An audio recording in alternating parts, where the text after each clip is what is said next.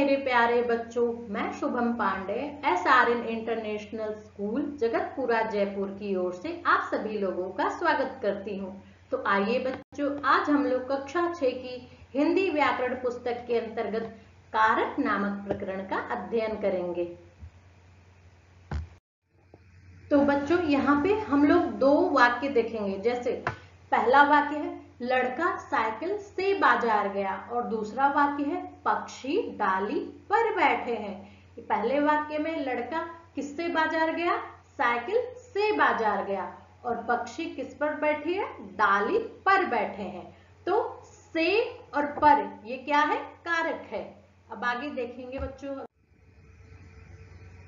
तो बच्चों, इससे पहले के स्लाइड में हम लोगों ने कारक से युक्त वाक्य को देखे थे। जैसे लड़का साइकिल से बाजार गया और पक्षी डाली पर बैठे हैं, यानी इसमें कारक लगा हुआ था। लेकिन अब दूसरा जो स्लाइड है, इसमें हम लोग देखेंगे विभक्तियों यानी कारक को हटाने के बाद का वाक्य। लड़का साइकिल बाजार गया और दूसरा वाक्य है पक्षी डाली बैठे हैं।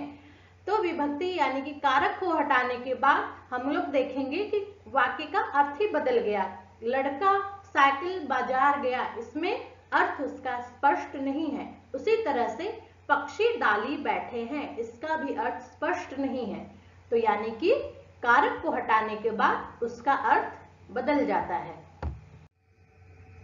तो बच्चों, इस स्लाइड में हम लोग देखेंगे कारक की परिभाषा। कारक का शाब्दिक अर्थ है क्रिया को करने वाला, अर्थात क्रिया को पूरी करने में किसी न किसी की भूमिका को निभाने वाला, यानी अर्थपूर्ण बनाने वाला। संज्ञा या सर्वनाम के जिस रूप से क्रिया तथा वाक्य के अन्य शब्दों के साथ संबंध का पता चलता है, उसे कारक कहते हैं। अब हम लोग देखेंगे बच्चों, यह एक कारक का वृक्ष है जिसमें कारक के 8 प्रकार बताए गए हैं। अब इस स्लाइड में देखेंगे कारक के भेद। हिंदी में कारक के 8 भेद हैं। कर्ता का चिन्ह होता है ने, कर्म कारक को, करण कारक से या के द्वारा या के साथ, संप्रदान कारक के लिए, को या के वास्ते, अपादान कारक से अलग होने अर्थ में, संबंध कारक का, के, की, रा, रे, री, ना, ने, नी, अधिकरण में या फिर पर, संबोधन हे, अरे, ए। अब कर्ता कारक का उदाहरण है शाहरुख ने एक्शन किया। कर्म कारक का उदाहरण है निहारिका को बुला लो। करण कारक का अर्थ है सलमान जहाज से गया। संप्रदान कारक का अर्थ है घोड़े के लिए चारा लाओ।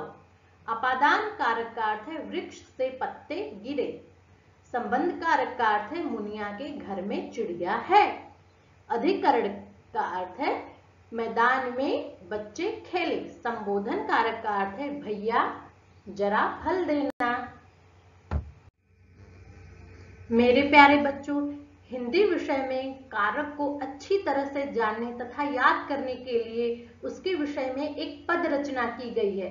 यह है कर्ता ने अनुकर्म को करण रीति से जान, संप्रदान को के लिए अपादान से मान, का के की है संबंध, अधिकारणादिक में मान, हे रे हो संबोधन, मित्र धरहूं या ध्यान।